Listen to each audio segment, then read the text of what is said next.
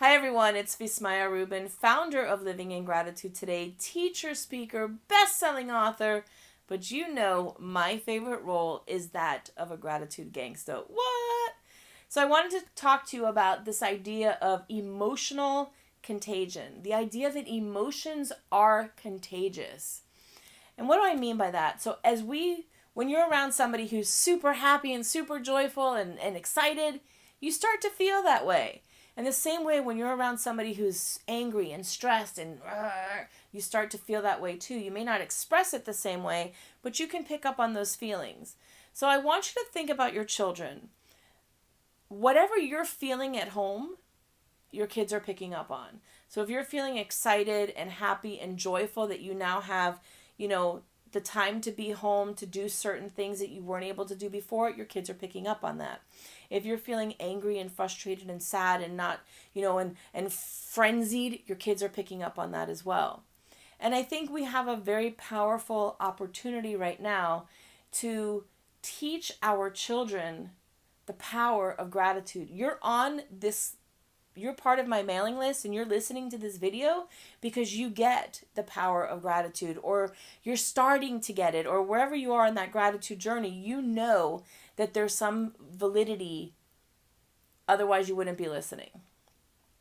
So I want to invite you to really bring your kids into this journey with you.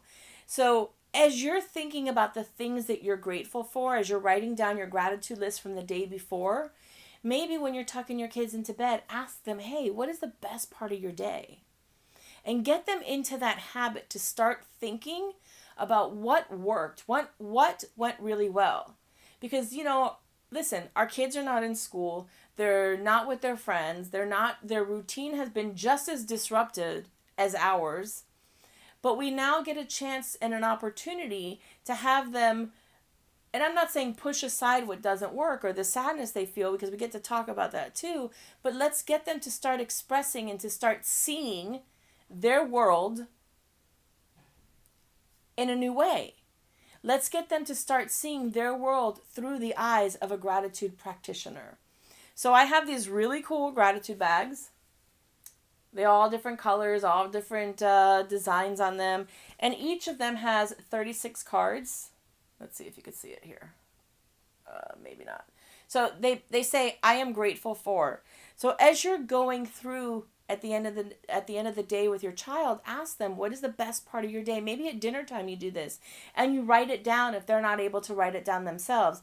And then you put them in your gratitude bags. And what's nice is that at the end of the month, you can actually open up the bag and read what you guys wrote down, read the best part of their month. You can celebrate, and it gives you reasons to, it gives you another reason to get together and to celebrate.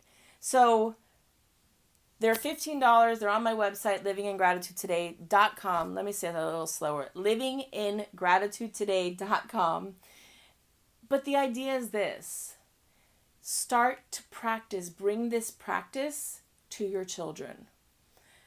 And again, I leave you with this, is that whatever you're feeling, remember your kids are feeling that as well. So as you're bringing on this tremendous, beautiful, wonderful practice of gratitude, teach that to them as well. They may not understand it in the same words, in the same way that you do, but they do understand what is the best part of my day. They do understand what made you smile today, or what made you feel good, or what did you do great.